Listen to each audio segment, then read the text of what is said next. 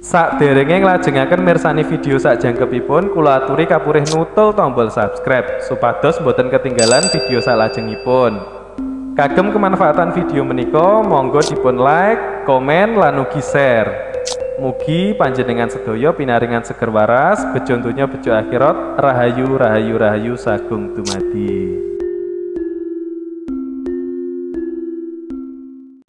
Pada kesempatan kali ini saya ingin mengajak panjenengan semuanya membahas tentang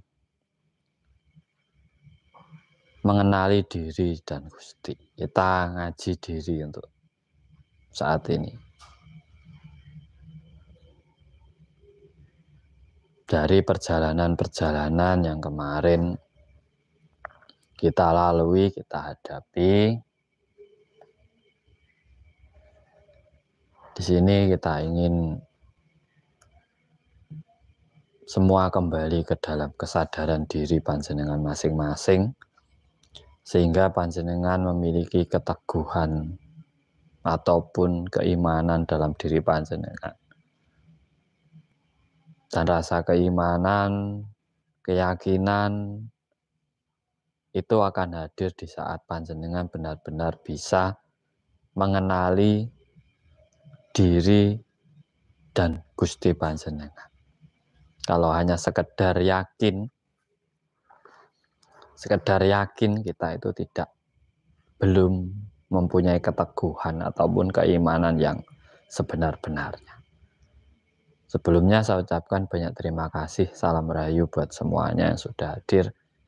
Mohon maaf tadi ada gangguan sedikit yang seharusnya sesuai dengan jadwal live streaming saya tadi. Karena ada gangguan sedikit, akhirnya saya kembali membuat live streaming ini.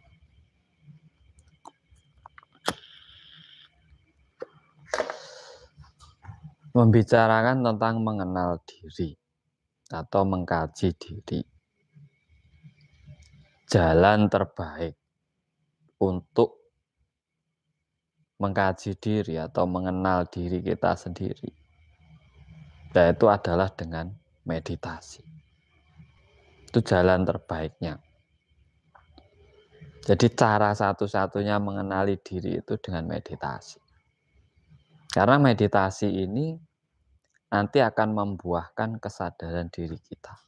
Nah, dari kesadaran diri kita itulah akhirnya kita akan bisa merenungi diri kita ataupun membaca yang ada dalam diri kita sendiri. Nah, sesuai dengan judul ini tadi, mengenal diri dan Gusti. Mengenal diri di sini sebenarnya tidak membutuhkan tirakat yang berbelit-belit. Banyak orang mencari kan diri sejati katanya. Mencari diri sejati. Mencari sedulur sejati.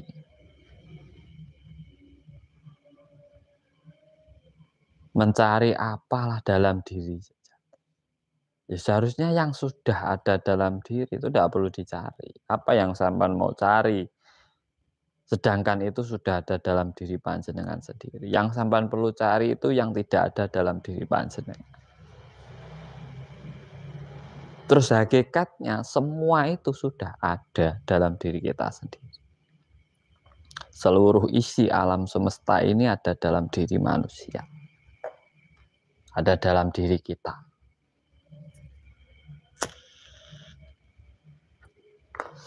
Banyak orang percaya atau yakin adanya Tuhan. Cuma yakin, tapi tidak mengetahui. Dia hanya sekedar yakin, dari rasa yakin itu. Tetapi sebenarnya belum. Mungkin 75%. Keyakinannya itu hanya ikut-ikutan. Tapi belum pernah memahami konsep ilmu ketuhanan itu sendiri. Hanya sekedar yakin. Pokoknya yakin. Nah, dari mengenal diri ini, kita akan mengenal Gusti. Tinggal kita mengarahkan Gusti di sini konsepnya apa? Kebagusan dalam hati atau kebagusan dalam diri ataupun Gusti yang selama ini disebut banyak orang sebagai Tuhan. Nah, dalam meditasi, dalam perenungan,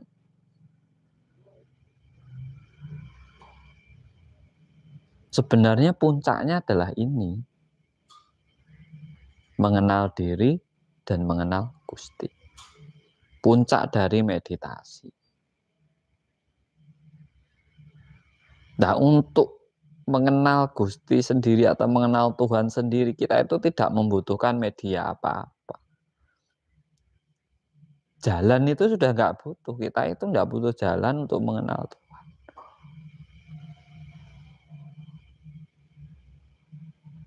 Kalau butuh jalan, nanti akhirnya ada jalan yang sesat, jalan yang lurus, jalan yang belok, jalan yang nanja atau pakai. Akhirnya ribet.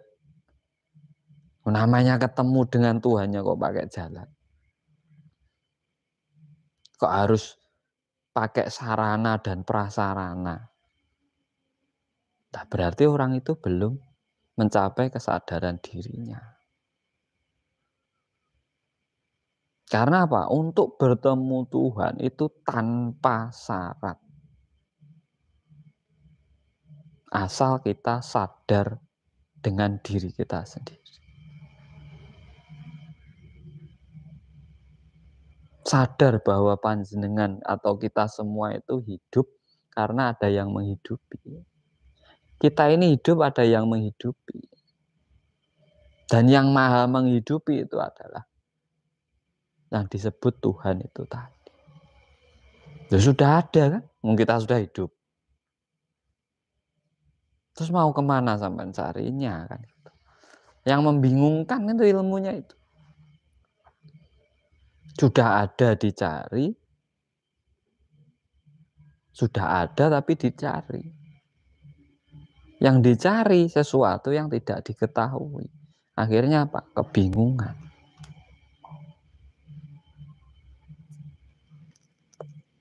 Ada contoh. Tuhan maha mengetahui. Nah, seharusnya kita tidak usah berdoa kalau Tuhan maha mengetahui. Dia sudah tahu kebutuhan kita apa. Yang kita butuhkan apa itu sudah tahu. Loh, ini apa sampean berdoa?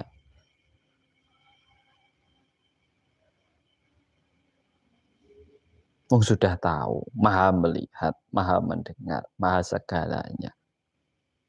Nggak perlu. Karena apa? Kita pengabdian. Orang ngabdi itu yang penting diikuti.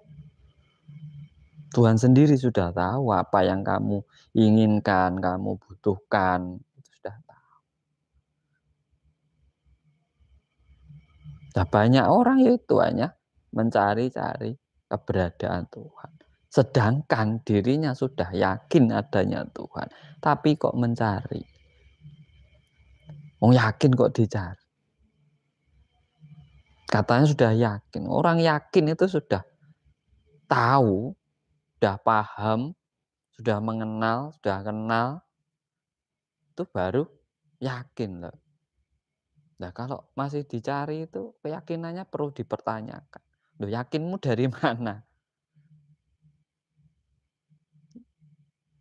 Dari mana keyakinanmu kan?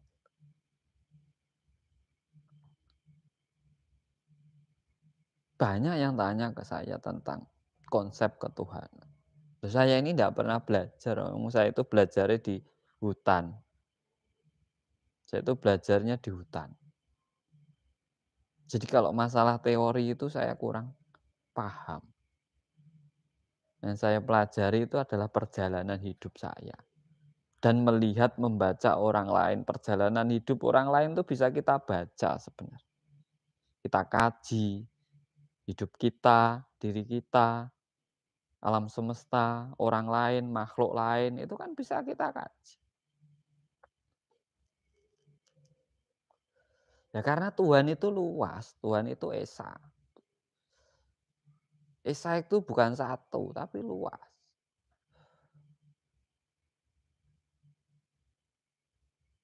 Namanya bermacam-macam. Tapi yang namanya Tuhan itu ya manggon tanpa papan. Di mana-mana ada. Sinebut tanpa tinulis. Ndak usah sampean kasih nama, ndak usah sampean tulis, itu sudah ada. Tuhan itu ada. Bukti realnya kita hidup.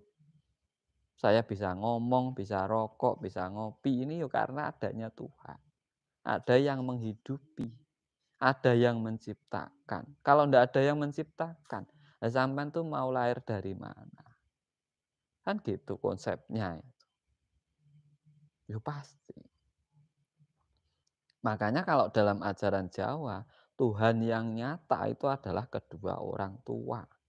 Ya karena yang menciptakan kita itu, kedua orang tua itu. Dengan prosesnya, dengan perjalanannya, sehingga muncullah kita.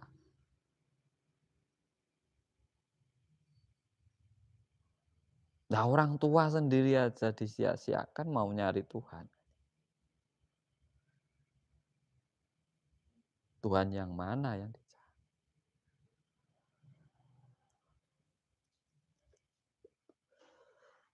Lah, proses perenungan atau proses bisa dibilang orang katanya meditasi, itu adalah mengkaji itu. Makanya kalau sampean meditasi hanya untuk mencari kekayaan, meditasi untuk kesehatan, meditasi untuk cakra, meditasi untuk kundalini, sampean tuh masih salah tujuannya.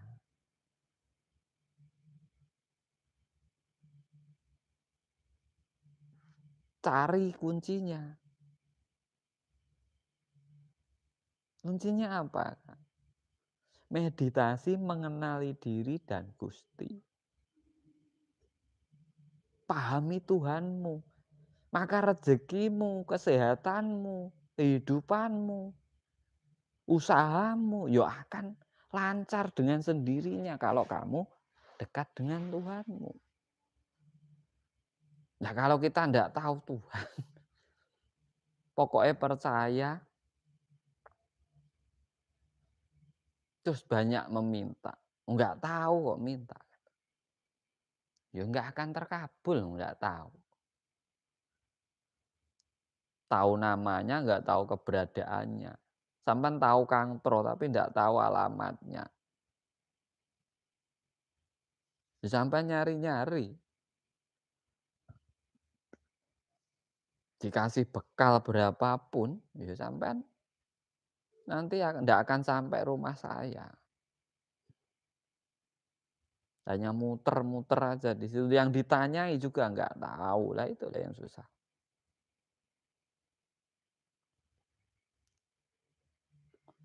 Salam rayu semua. Nah, konsep ketuhanan ini harus dipahami agar apa bisa bersaksi. Bukan hanya percaya, tapi bersaksi, benar-benar menyaksikan adanya Tuhan. Jangan jauh-jauh kemana-mana, dalam diri sendiri. Inilah fungsi meditasi sebenarnya. Fungsinya itu. Karena apa? Meditasi itu adalah ibadah yang dilakukan oleh leluhur kita terdahulu untuk agar dia bersama dengan Tuhannya. Bukan mencari, bersama dengan Tuhan. Di saat bersama itulah dia hidup. Tapi di saat mencari itulah tandanya orang yang kurang sadar diri. Tuhan kok dicari.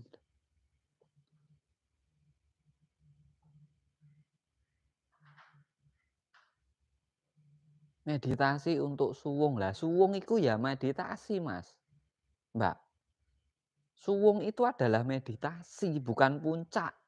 Tapi meditasi. Kalau dulu namanya suwung, nyepi, semedi, meditasi itu zaman sekarang. Jadi meditasi itu bukan puncaknya suwung, tapi suwung itu ya meditasi gitu loh. Kalau tempat suwung berarti tempat sepi. Kalau nyuwung berarti nyepi. Karena di saat kita suwung, kita akan ketemu isi apa. Isi ini adalah tujuan kita itu untuk apa? Melakukan, mencari tempat yang tenang, sendiri. Itu tujuanmu apa? Lah ikulah namanya suwung, iku isi. Kalau tujuannya suwung ya ndak ada apa-apa wong sepi. Saya pengen meditasi Kang, untuk suwung. Loh, lah sampean tuh hidup atau ndak kok pengennya suwung? Nah kalau hidup kan harusnya punya tujuan, bukan nyari suwung. Nyari solusi untuk tujuan jenengan itu untuk apa?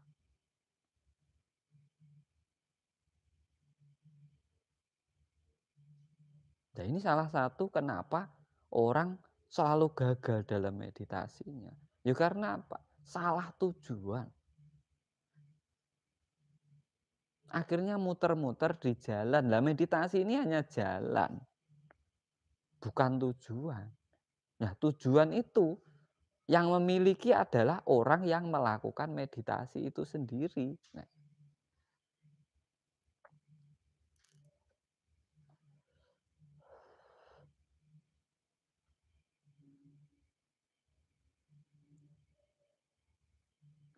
terus akhirnya apa? Akhirnya hanya sebagai kebingungan. Belajar di sini ndak temu, di sini ndak temu, ke sana ndak ketemu, pelajaran sana ndak temu, ndak temu, ndak temu.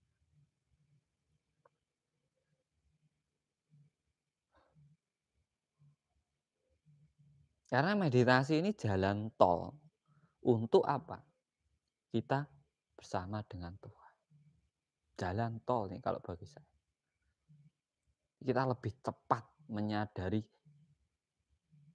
keberadaan Tuhan itu sendiri. Sebagai contoh lah, kita hidup ini kan kita ada Tuhan. Ada yang menghidupi kita, ada yang menciptakan kita.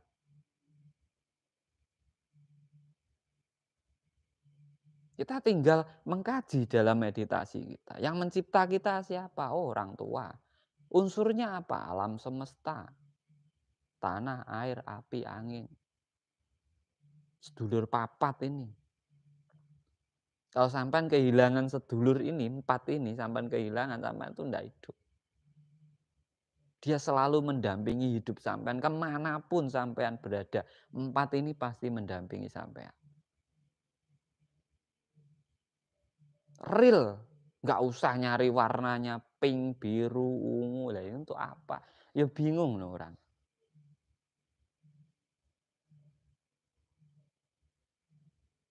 Julur papa tuh warnanya ada yang merah, pink, kuning. Lah kalau ketemu untuk apa? Terus gunanya apa? Terus buktinya apa sudah ketemu? Itulah yang membingungkan kita selama ini. Ya sedulur papat itu yang real, yang nyata yaitu tadi tanah, api, angin, air. Itu pasti bersama jenengan, mendampingi jenengan kemanapun sampean hidup. Selama masih hidup itu akan mendampingi jenengan.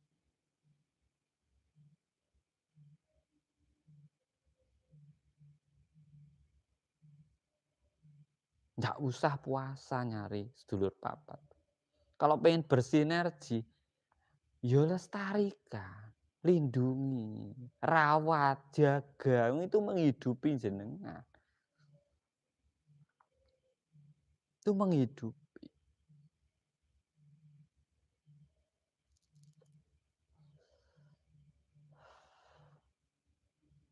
Kehilangan satu saudara, ya itu saudara kan? Tanah, air, api, Angin itu kan saudara kan. Karena apa? Raga kita berasal dari itu, unsur itu. Walaupun yang mencipta, yang mengolah itu pabriknya adalah orang tua kita. Tapi unsurnya kan berarti sampean dengan tanah itu saudara kan. Sampean dengan air itu kan saudara.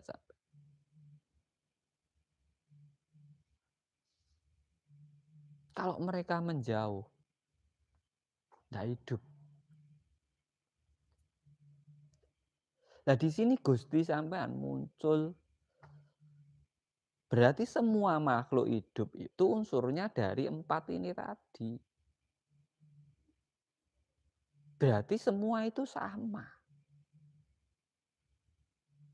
Nah, bagus sing ati, kebajikan dalam diri kita akhirnya muncul di saat sampean berhadapan dengan makhluk siapapun, entah hewan, entah manusia, entah tumbuhan. Di situ sampean menyadari bahwa mereka sama dengan jenengan unsurnya.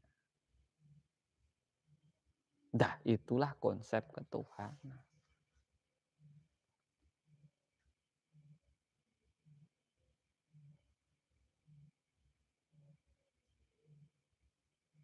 Karena di saat jenengan pengen ketemu dengan wujud Tuhan yang sebenarnya, sampean harus memahami 4 unsur ini. Berarti air Kang Tuhan itu ndak bisa.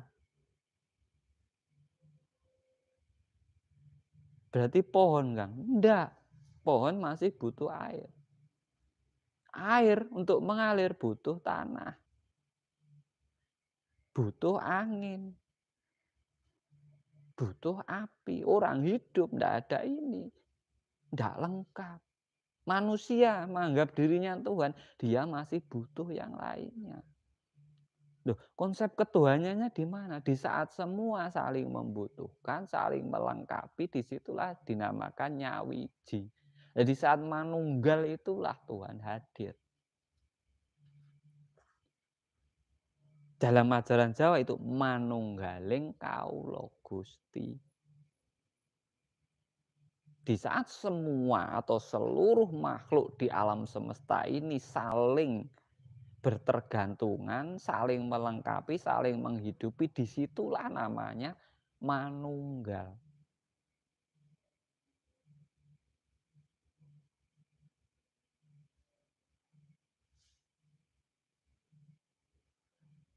Dalam keyakinan, dalam angka ini angka 1.